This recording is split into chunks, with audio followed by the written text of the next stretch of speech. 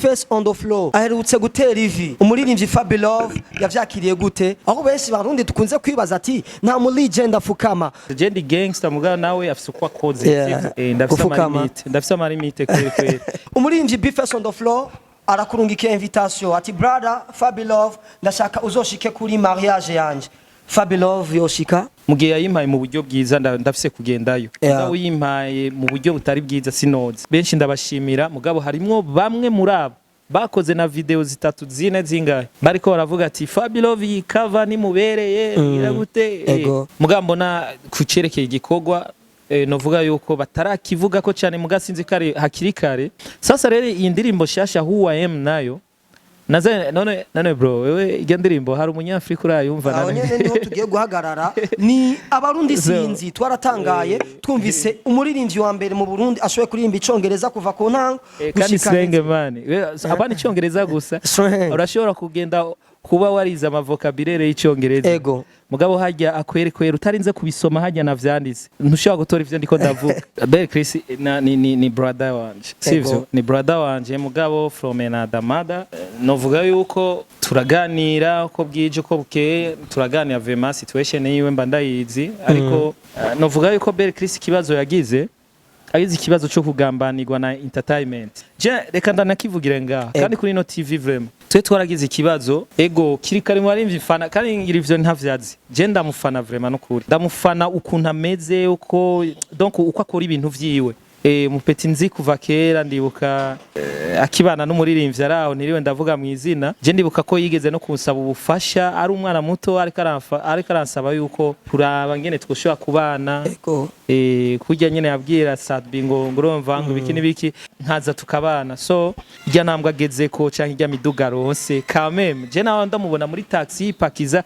arabizi duhurira kwa Bright Crazy Bright ndamubona arengana ni taxi bari kubena Double J akino musafise igari yiwe bro uva ko biryoshe man umuziki uri ngaha urumva bariko bara force kutwumvisha ico kintu yuko umuziki urero wari wimutse wavuye mu Kanyosha wagiye hadi ariko rero abanyakanyosha umuziki wabo men sha ndawubatuye vraiment ngujya na Sadbi novuga yuko atangwe gusoka igihugu bigoranye Family Burundi. Yo, wagwan my people. Munkundire ndabaramutse ndabifuriza igitondo ciza umuhinga mu mwiza bivanywe wese naherereye. Like you see, iyi ni KFB King's Family Burundi. Turinga akugira ngo dushobore kumererwa fresh. Iyi ni outfit twashoboye kugira numwe mu muririmbyi akomeye cyane. Umuririmbyi best rapper in Burundi. Call me MC Santana. Pure boy, I'm the big Draco, I'm the captain of the industry. Niyo mpamvu no munsi nashoboye kuba hano kugira ngo ndabazanire umwe mu baririmbyi benshi bari bakumbuye cyane, umwe mu baririmbyi entertainment yari kumbuye cyane. Aje ku mpemu y'ubusazi, aje ku yindi mpemu idasanzwe. Aho tuje kugira ngo dushobore kuyaga la vie music, aho tuje kugira ngo dushobore kuyaga kubabaze cyane no kundirimbo shasha yashoboye kugira agira ino media tour ono munsi kuri KFB. Keshan boy bamwita FABELOVE, the Keshan boy, the best rapper in Bujumbura in Burundi. Hey my brother, unkundire ndabaramutse cyane. Yo wagwan. Karibu cyane kuri KFB. Abantu urakoze cyane bro. It was long time tutakubona kuri réseaux sociaux. Nkundira ushobore kuramutsa bariko baradukurikirana. Ndabaramukije cyane ndamutse bariko barakurikirana ino TV. No mu bro wanje nyene Pure boy ndabaramukije hanyuma ndazi yuko cyari gihe kirekire ntako ndaboneka kuri zino ekra ariko ni bon ni fresh yo ni FABELOVE Keshan boy nashoboye gutelefona arambwira ati bro right now sindi home sindi kuri studio ariko nashoboye kugira outfit ndi kumwe n'aba brother ni naho mpamvu tumusanze mu kibanza cyiza cyane ateramye ariko aracilinga novuga atari kumwe n'inshuti ziwe mu majambo make ushobora kumfasha ukampresenta bamwe mu bo turi kumwe abo ushoboye kubasanga muri kumwe nabo bon shiwe ngendana n'abantu ze n'abajizi banje nyene ngendana ni jizi zanje gusa n'abantu basanzwe bari no muri Keshan boy Keshan gang yuko Keshan boy ari kintu cyagutse kirimo abagenzi kirimo abantu bakora nka staff kirimo abantu batandukanye nyene rero ni bamwe muri abo rero nibo tugendana kuko urumva sinogenda n'abantu tutazinanye. Nashoboye kumenya umwe ari we mu styliste amazi iminsi ariko arabikora neza. Bamwita Nigga Boy Fashion. Yeah, of course. Ikibazo gica kizaho nyene Nigga Boy Fashion mu ndirimbo Who I Am. Nigga Boy Fashion avuze iki ku ndirimbo Who I Am? Bon. No kuri FABELOVE. Uvuga yuko Nigga Boy niwe mu styliste novuga ko tuko turakorana. Bino bihe urazi yuko hari abandi twagiye turakorana batandukanye. Ariko novuga yuko uyu dukorana nk'abavukanye. Pana ko dukorana ego ibindi turakorana ni boni fresh mugabo akaba arimwo na wa mutima w'ikivukanye donc umuntu mugakorana nyene nka friends urumva. So rero Nigga Boy niwe muri kino gihe zijya ndirimbo zose mubona mba ndimwo uretse Who I Am yonyene n'izindi zose muzobona cyane n'izindi zose mugiye kubona n'uyu muji anyambika kandi urabona bro ese ni swege man je nta muntu ntagira swege tugendana. He looks so fine before ko abasa n'umuntu nyene akora ivyo bintu. Hari gihe ugera no styliste ugasanga ivyo bintu ntibimusa rero ni vyiza yuko amubona mwico kintu kameme. Ku ruhande washoboye kutubwira ati nabatipe basanzwe bari muri Kesha. Unawe n'umuji wanje sana kandi donc donc jabo tuba turi kumwe bose baba ari nk'abafana biwanje abari famille. So no kuvuga rero ni indirimbo zanje usanga banazizi no ku mutwe. It's a good time ushobore kumpa umwe muri abo babiri kugira ngo ashobore kundirimbira indirimbo yawe twumve ko umuji arashaka kure ahubwo wewe cyumutaburira indirimbo yitwa kuri dance. Give me freestyle bro. Jakuri dance kandi ushaka okay. This is reggae music. Abafakazi n'imfuvyi keshi banyagwa amatongo bakabura ikibafasha kagenda amazima yongo uvyibutse ni keshi utakaza umurongo wibutse igihe cingwano bica kujya kwa buhongo. Hari n'abakenye kera bari bifise ikijumbu kukironko kakironka batigise. Haraba fise ubumuga keshi butandukanye bakagira ubumuga atari ubumuga bavukanye. Shure twama twabibonye. Asante sana bro. Nyuma just nibo bantu tugendana mani abantu ushobora kuvuga ati FABELOVE uramuzi akakwereka akamuzi man bana wa muntu mugendana ugasanga just ibintu vyawe avyumvira ku matwi gusa. FABELOVE tukiri ngaho nyene indirimbo Who I Am itangaje abantu benshi aho twashoboye ko na challenge nyinshi zigiye zitandukanye ku iyo ndirimbo Who I Am. Ubu bwa mbere tubona cover itali novgati itali serieux. Haheze iminsi 2-3 cha twabona cover nyezina n'umunsi w'indirimbo. Ni strategy nyabaki wiyumve byagenze gute kugira ngo ushobore indirimbo Who I Am bigende kujya? So reka mvuge about ijya cover. Nukuvuga ijya cover ni proposition je nagize byaranagoranye wanashima kugira ngo staff yandishoye kuyemera. Vyagoranye gose novuga yuko narabahatirije ababwira ati mutegezwa wanashima uko nanayishaka byasumba bijya yari gambe nshoye gukora ikintu citwa buzz abantu kumbure bakashora kwiyumvira nyene kari buzz ariko bagiye kubigundura batevye ariko ico nashaka kuraba niko ari kugira buzz pour gukora buzz gusa man no just je nako ndashaka ati est-ce FABELOVE acafuye bamuvuga gute bega niba abantu bamugumiriza akabanga niba abantu bumva bo babazwa no kuba FABELOVE agize ikibazo cyacafuye muri ibi cyabiriye ariko nza gusanga gosi bibi kandi entertainment igyoshwa n'ivyo na biz na biz sawa kuba rero barabikoze ivyo nta kibazo narabashimira nkavuga ati ni bon biraboneka ko banyitwararika ariko mugana nintingiye kwanza kugikorwa naho ndabe eske ndabahaye ibintu biri serieux nawe bigenda gute so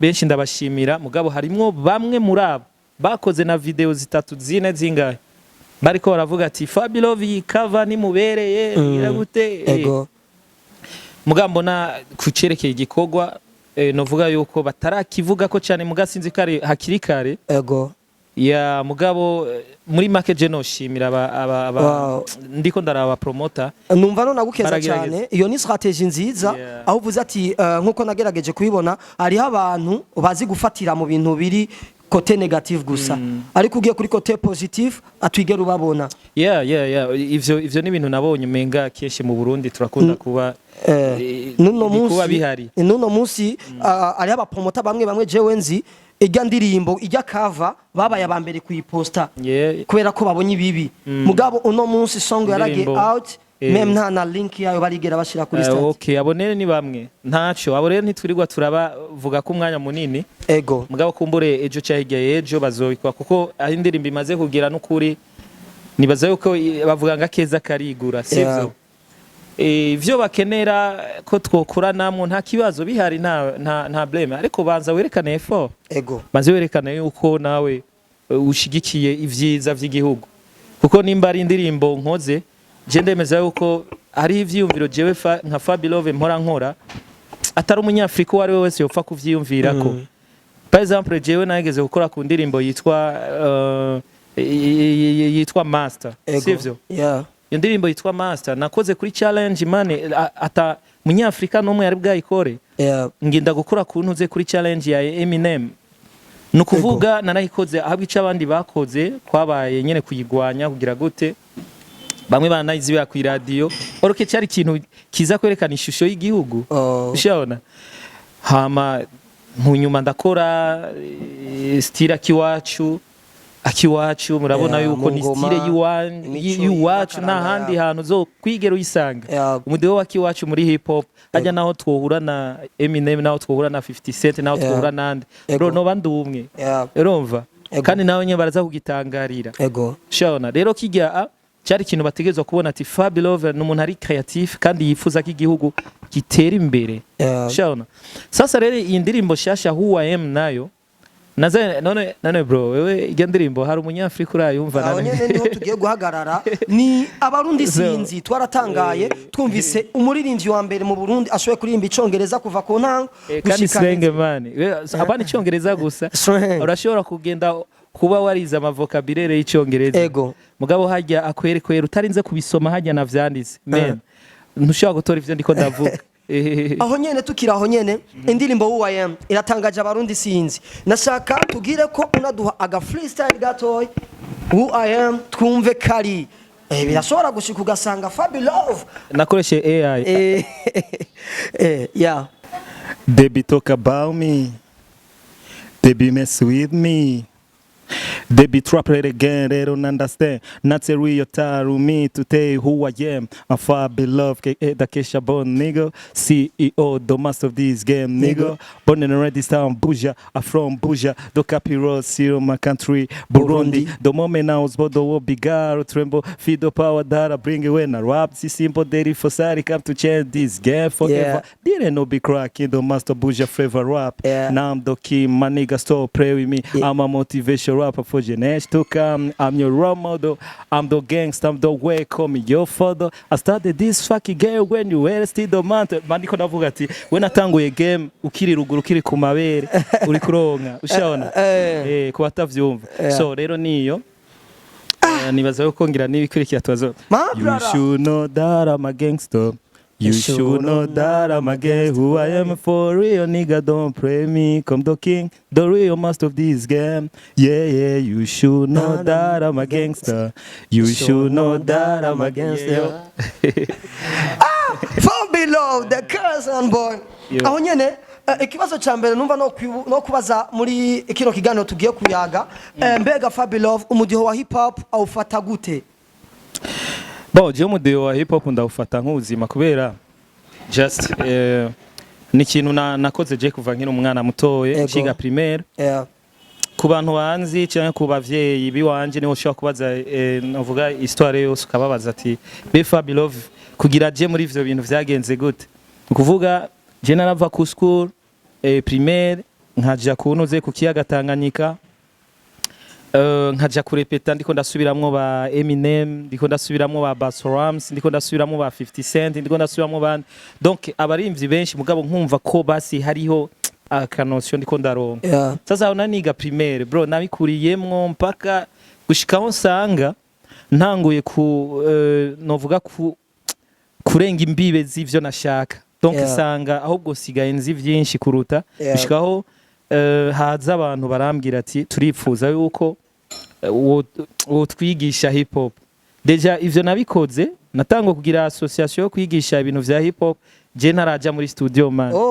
Je sinabwo aje muri studio kandi ivyo maze kubikora. Ndibuka ko bandondeye mu makolabo ndibuka nk'indirimbo yitwa First Collabo bandondeyemo Sad Beach gihe yari hit sana mu myaka ya 2011 yari hit gose. Nije nibaza ko ndimari imvyi ba mbere ushobora gukora collab utaraja muri studio man. Donc je baramamagaye ndaja gukora collab ntaraja muri studio. Wari kumwe na Sad Beach jewe Sad Beach and Queen Mkombozi witwa Bamso harimo abarapere benshi kandi abarimvyi bari yari indirimbo yitwa gute yitwa First Collabo. Okay. Sinzi ko iri kuri YouTube kuko ico gihe YouTube ntiyari bwabeho.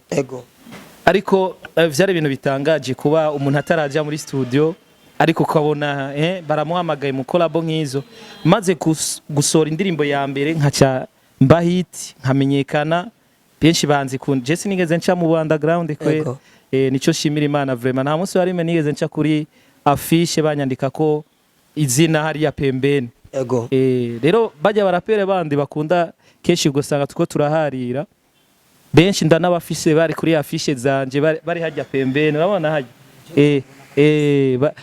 bari hari ya pembeni hari mushabona atani foto bemere gushirako rero jewe no kuvuga natanguye indirimbo ya mbere cankorerwa igiteramo kuri Musée Viva shabona hanyuma ndabandaniriza ko nibindi indirimbo ya kane gusa Peace and Love yari impamagaye kugira dukore collabo ivyo vyari ibintu binatangaje wanashima ugiye kuraba kuri Peace and Love bari abantu bafukamirwa n'abantu benshi kugira ngo bashobe kubaha collabo ariko je bakaza kundondera muhira bakazana imodoka home akaza kuntora kugira nze gushiramo vocal iwabo ni nayo mafaranga ya mbere natanguye kugira collabo Peace and Love bandiha kandi jata nivyo nabasavye ahubwo nabona ati ni chance kundirimba igira kane so novuga urugendo rw'umuziki gwatanguye uko kwivuriwa kwatanguye uko rero impano ya hip hop novuga ko jewe indimwo shika kuri no munota n'ubuzima mbayemo n'ubwikirapere nyene just niyo mpamvu uzobona haba foto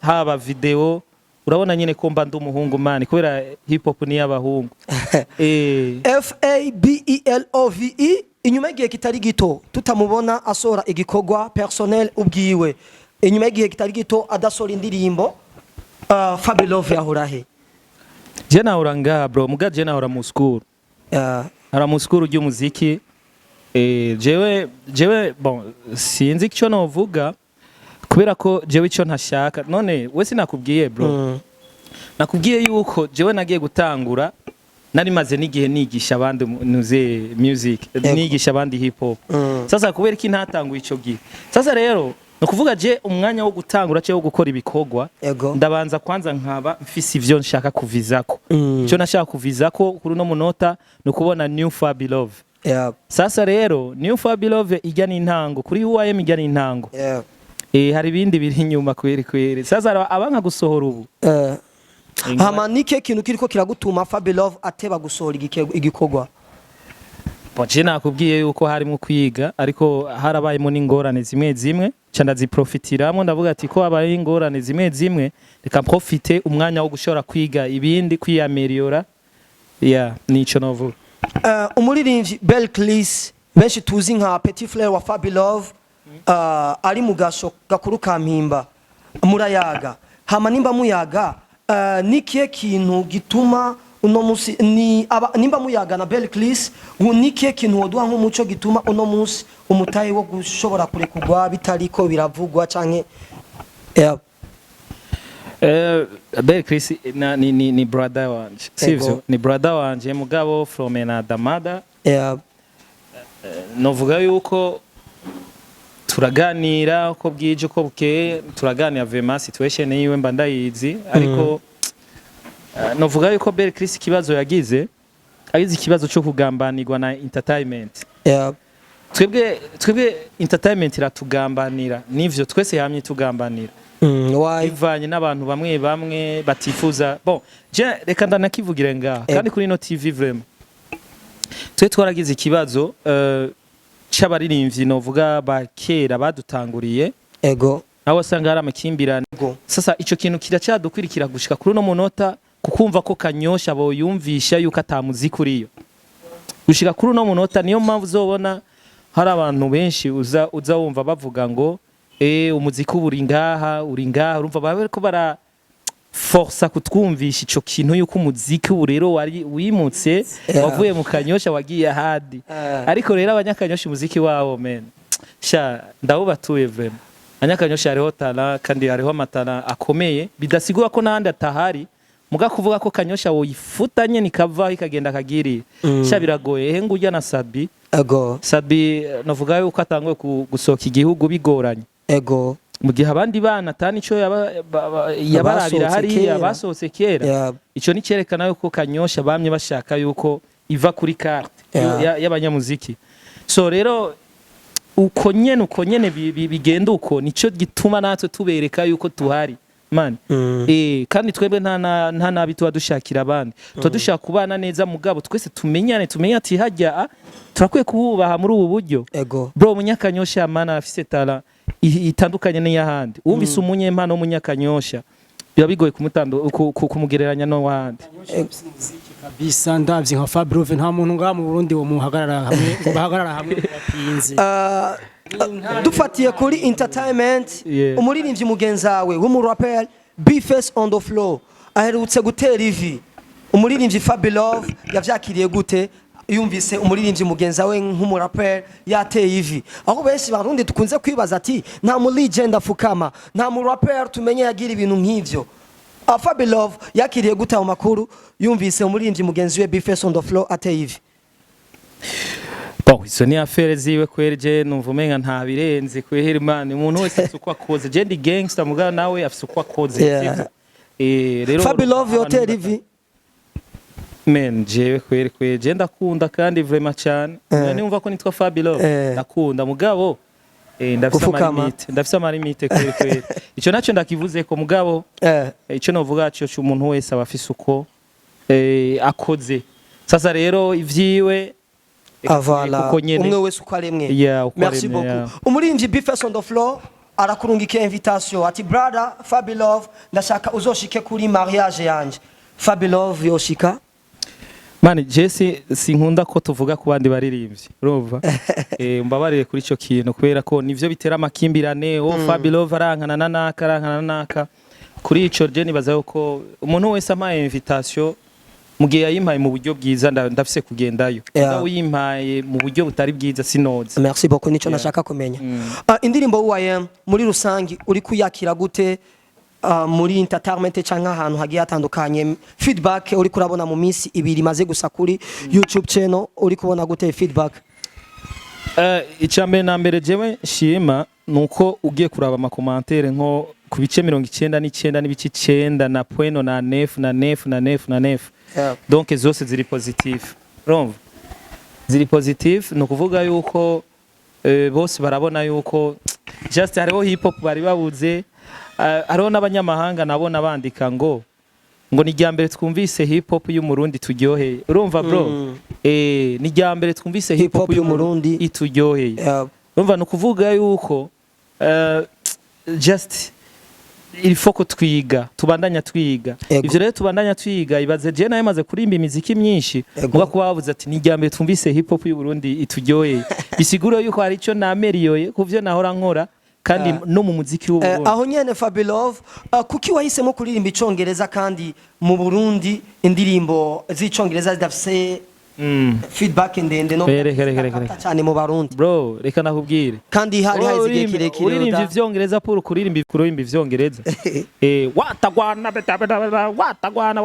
watagwana ya nini so no kuvuga uri kuraririmba ibintu kugira ngo wemeze abantu nuko rebe bica bigenda fo muga je sinarimvye kugira nemeze abantu narimvye kugira ngo ndabaha umuziki mwiza bro je uwumbira ikijya ndirimbo guhera muri beat man instrumental yonyene producteur nuno munota ngira riruhutsa kubona yaranasohotse uvuga twaricarana naramutuma ava yuko nasohoka narasuye ndamuhamagara mwijoro araza turicarana aravuga ati je vraiment ukuri indirimbo iranduhije abwiye ati ongeramwe ibi bintu shiramo ibi nibi urumva donc umuziki mwiza urumva rero jewe kuba narimvye bijya icongereza twari kwa kompanya kuri vyiza twakoze muri instrumental hama nkaca no kompanya ko nibindi bintu bijanye navyo so rero kurimba icyongereza numvise bijanye n'ujya mudiho nyene nabijyanye nagize sinabirimbye kugira ngo mpindure abantu nkuko bavyibaza oya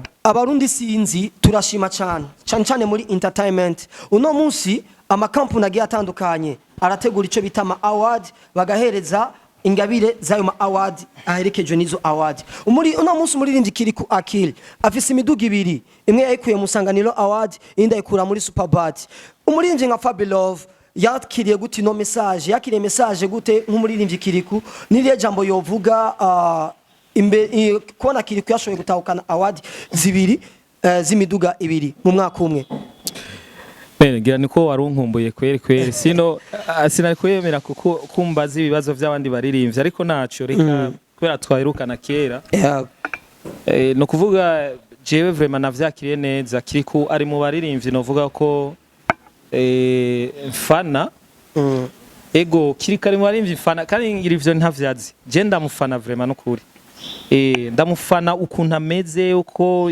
donc uko akora ibintu vyiwe no kuvuga je numupeti nzi kuva kera mupeti nzi kuva kera ndibuka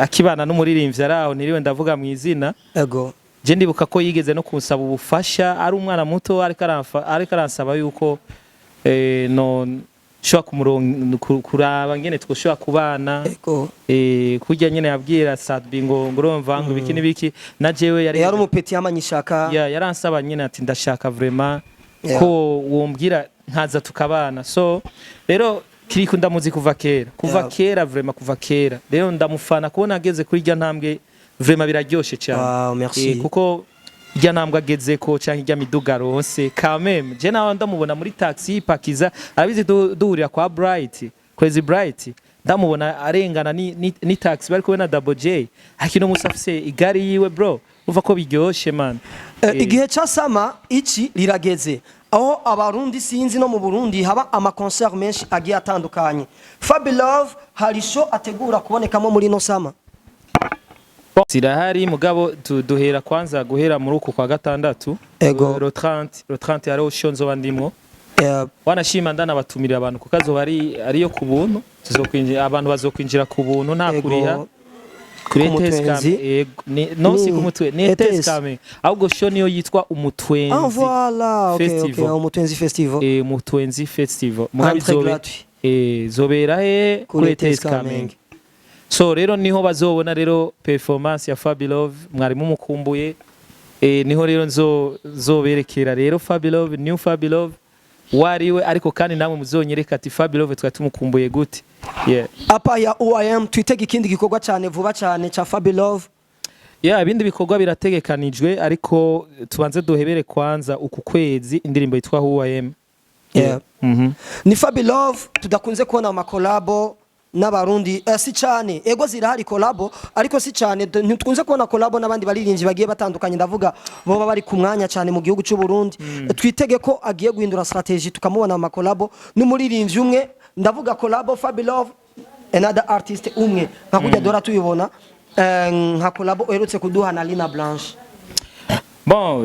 jewe gukorana n'abandi baririmbyi kwesa kubira nta kibazo je mfitane n'abaririmbyi bisanzwe je ugiye kuraba nta kibazo mfitane n'abaririmbyi bose abamenyesha makuru abantu bo muri entertainment nta kibazo mfitane nabo kiretse abo canke abo babikanga yuko urumva donc hari abantu bafise zijya complex abantu bafise ama complex avuga ati je FABELOVE namwere kukunzo wandamweretse ko niminimije donc canke nzo ndamweretse donc izo complex mugabo sino nta muntu numwe je dufitane ikibazo hama jewe gukorana n'abandi baririmbyi nta kibazo mugabo ivana n'indirimbi yariyo kuko jewe sinshira umuntu ngo kubera ngo ari ku mwanya ariko uwo muntu ari ku mwanya aza kunyononera indirimbo ntivyokunda baza kuraba iyo ndirimbo bihuye nawe rero ninatora indirimbo bihuye n'umuririmbyi kanaka nzomushiramo it's okay tuzovyumvikana hanyuma ndamushiyemo mugabo bivanye n'indirimbo yariyo itariki imwe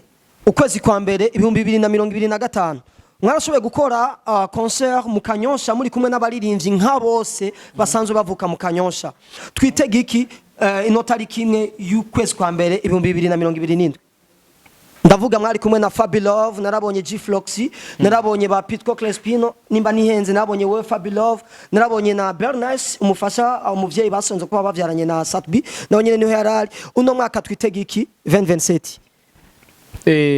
Niya show ya Satbi Imwe yabera kuri Brigade. Aha. No kuvuga jewe no mwaka novuga yuko mu ntango z'umwaka ukurikira nta bon hari gihe nyene umuntu ataba arapanga ibintu neza bizokurikira kubera ko harabaho ivyo twe dutegura hakabaho n'ivyo abandi bategura baduhamagaramo. Sino je ama offre fise ni menshi, hari abantu bandondera mu makoncert atandukanye, mugabo jewe no kuvuga bashaka kundondera muri abantu 10 ariko vyose bikanga.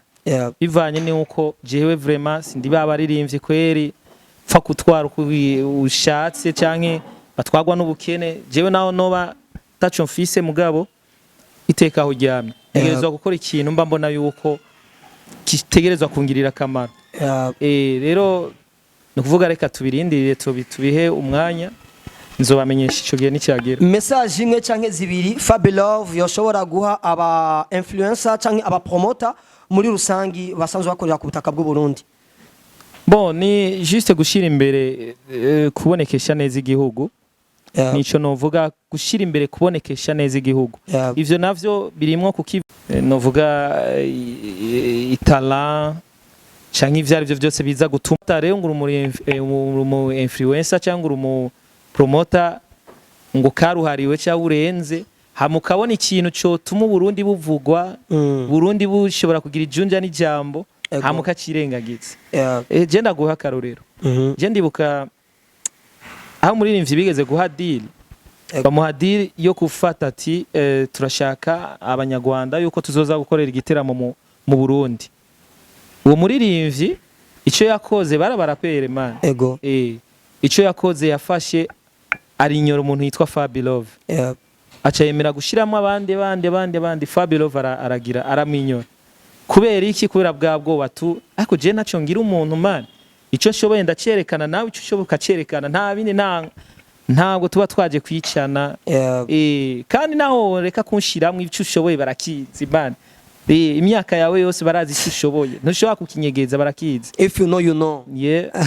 So rero no kuvuga ico gihe abanyarwanda baragira baraza mu Burundi mugabo bivyarateye ambuteyaje sana bavuga ati FABELOVE atarimwo ashobore guhagararira igihugu ntibikunda. Kandi vyarakunze ico gihe iyo ntahaba vraiment abarundi bari baje kwitabira igiteramo baba artiste bagenzanje kweri ntabwo bari bahagaze neza, ntabwo bari bifashe neza man. Je naje ndabambariye drip ifo kwaza ko biga kwambara men. Rero abanyarwanda baje biteguye bro, baza biteguye mu nzira zose. Abire baza biyambariye ibintu bikuriye nimba ari mu mamagaze ya urumva. Abandi nabo baza baririmba ibintu ibaze wewe ni show ya hip hop. Mugabo uri kurarimba indirimbo z'intuze z'inkundo zo guhibongoza bro, vyari ibintu bisa nabi man. Ariko je ninjiye kuri stage ababire bose baraza ati duhe nimero. Abanyarwanda nibo basaba nimero bro. So rero je nibaza uko kandi aho ntaco mbeshe n'ukuri. Benshi barabizi, benshi bansavye ama contact kugira ngo ibintu donc dushoye kugiranira iyo ntuze ubwo bucuti. So rero je novuga yuko ico no basaba no gushira imbere neza igihugu. Rero ni bashira neza imbere y'igihugu hari ibintu uzorengera utazokwikawusha. Munaso ikintu ciza gishira imbere kuko kiza gutuma wewe d'abord kuri page yawe biboneka yuko kuri update.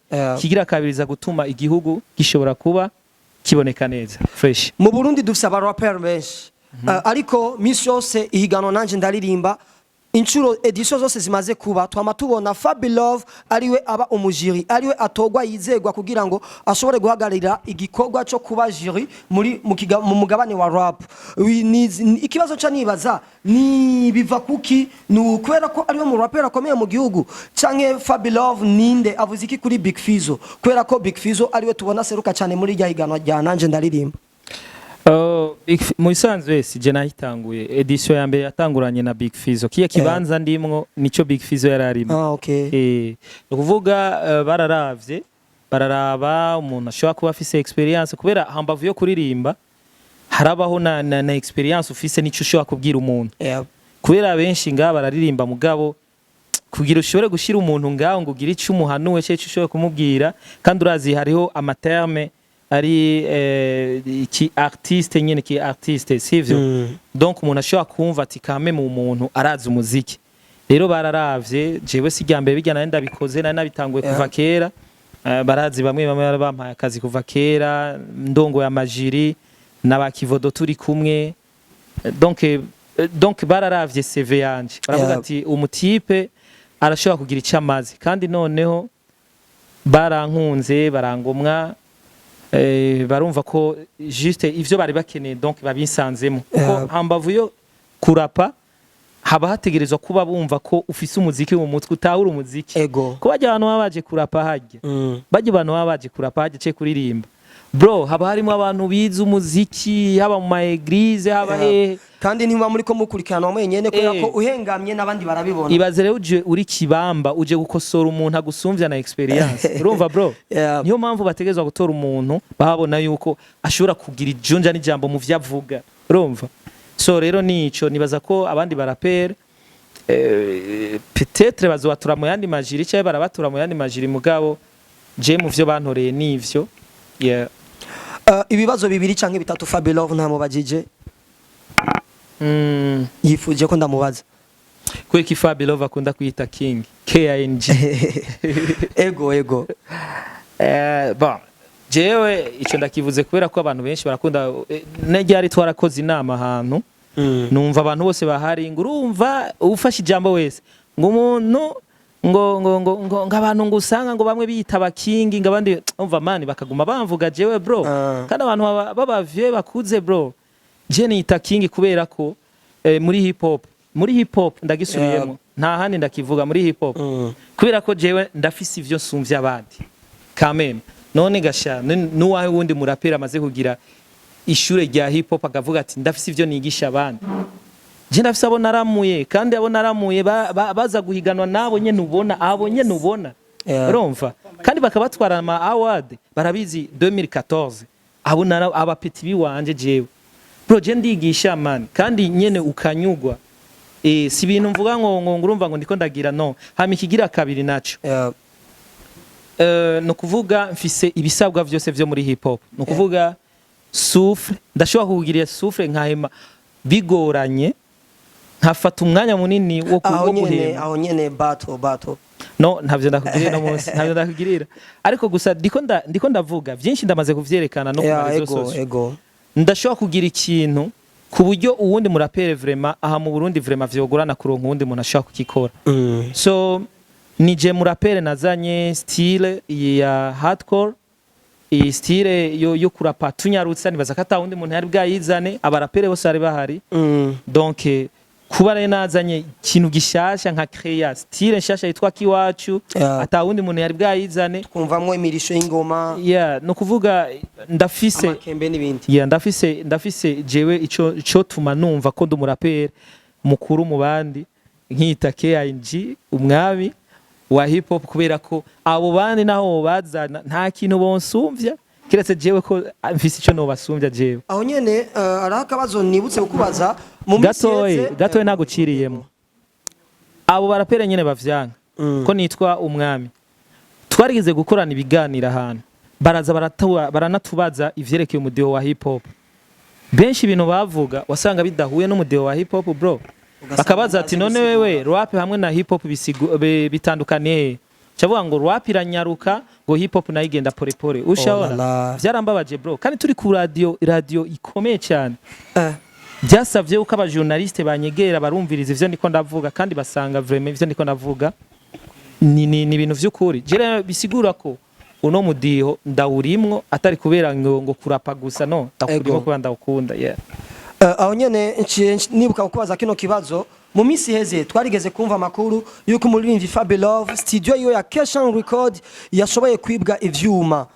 nifuje kumenya ubu studio ihagaze gute ivyuma mwoba mwaraguze ibindi studio irabandanya canke uno munsi ukeneye gusora indirimbo ugenda handi mane je nibaza ko muri studio zibiri cyangwa zitatu zifise quality kwereko KANYOSHA record yo biri ego nkuko byumvikana bagenda bumviriza indirimbo yitwa Who I Am bagenda batubwira izindi hip hop kwere abandi banuze aba producteur bakora amanuze ama hip hop Bazatubwiye turakora indirimbo zitandukanye amapiano iki donc bakinyiba nyuma yaho gatoye narabiguze hanyuma turasubira ku mirimo.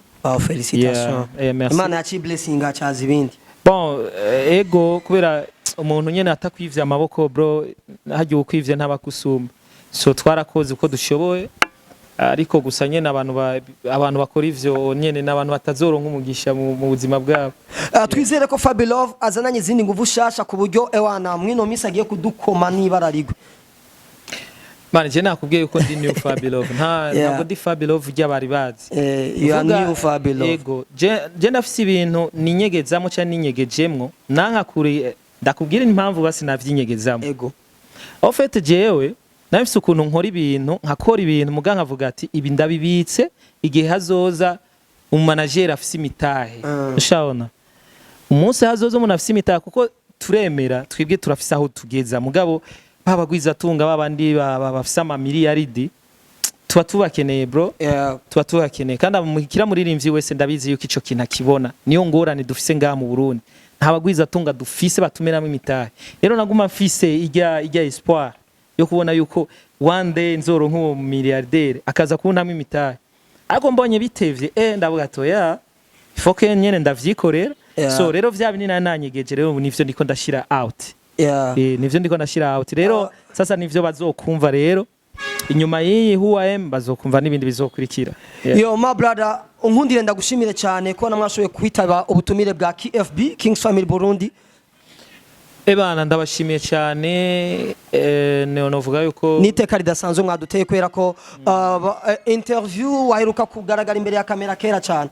Ebana benshi kwere bari bamaze igihe bangora bambwira FABELOVE turashaka interview ariko benshi navyugaye kubera ko ntiwari umwanya wavyo. Narababwiye ati sinshobora gukora interview ntarasori atagikorwa ashobora kuza kugaragara imbere y'abafana utacho ndababwira gishasha nabona umenga bisa nabi. So rero nanye ndishimye kuba ndi kumwe n'abantu novuga bantahura kuko je ndanga gukora na interview n'umuntu atantahura. So thank you. When I'm saying everything blessed, you have to say everything good. Everything blessed. Everything do good. Everything blessed. Everything do. Everything blessed, brother. Everything blessed. Bakunzi ba KFB tubashimire cyane ko namwashoboye kudukurikirana. Hari bibazo woba wifuza kubaza FABELOVE ntamubajije nakaryo keza ko kwandika muri commentaire hama natwe tukazobafasha kubashikanira ivyo bibazo mwari mwifuje kuzomubaza.